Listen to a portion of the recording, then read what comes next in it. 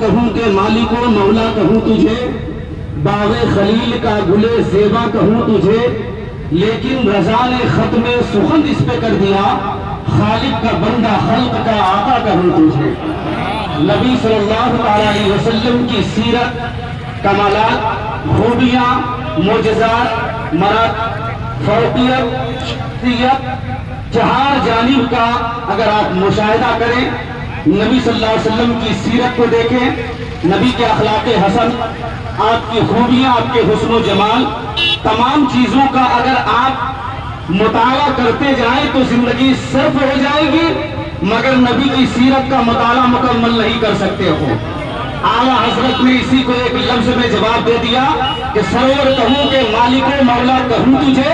باغ خلیل کا گلے زیبا کہوں تجھے، لیکن رضا نے ختم سخن اس پہ کر دیا، خالق کا بندہ خلق کا آقا کہوں تجھے۔ نبی کی شخصیات اور نبی کی خوبیاں اپنی جگہ مسلم ہیں۔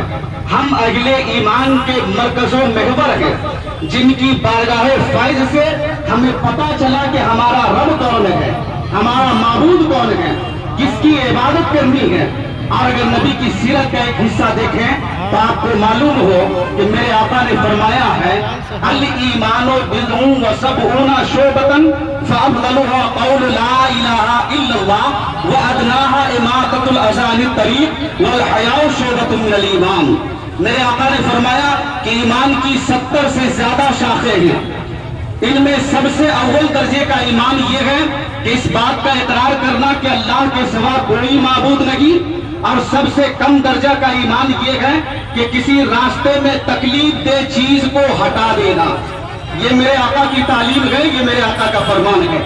آپ اندازہ کریں، فیصلہ کریں، کوئی بھی ہو، مسلمان ہو، غیر مسلم ہو، ایمان والا ہو، غیر ایمان والا ہو، راستے میں چلنے والوں کو کبھی کبھی ایسی تکلیف پہنچتی ہے کہ وہی اس کے موت کا سبب بن جاتا ہے، تو میرے آقا فرماتے ہیں کہ ان چیزوں کو راستے سے صاف کر دو، راستے سے ہٹا دو کہ کسی کو تکلیف نہ پہنچے۔ یہ وہ بانی اسلام کی ذات ہیں جنہوں نے لوگوں کی زندگی کو خوبصورت بنانے کے لیے یہ تعلیم عطا فرما رہے ہیں، اور ایسے چند لوگ ہیں جو اسی آقا پر انگشت نمائی کرنا چاہتے ہیں، ایسے ہی لوگ ہیں جو میرے آقا کی توہین کرنا چاہتے ہیں۔ میرے آقا نے فرمایا، المسلم من سلم المسلمون من لسانہ ویدہ والمہاجر من ہجر ما نہى اللہ عنہ، کہ اصل مسلمان وہ ہے کہ جس کی زبان اور اس کے ہاتھ سے اس کے مسلمان بھائی محفوظ رہے۔ آپ اندازہ کرو، میرے آقا کی یہ تعلیم کئی جھلکی میں یہی پیش کر رہا ہوں کہ میرے آقا کی یہ سیرت ہے،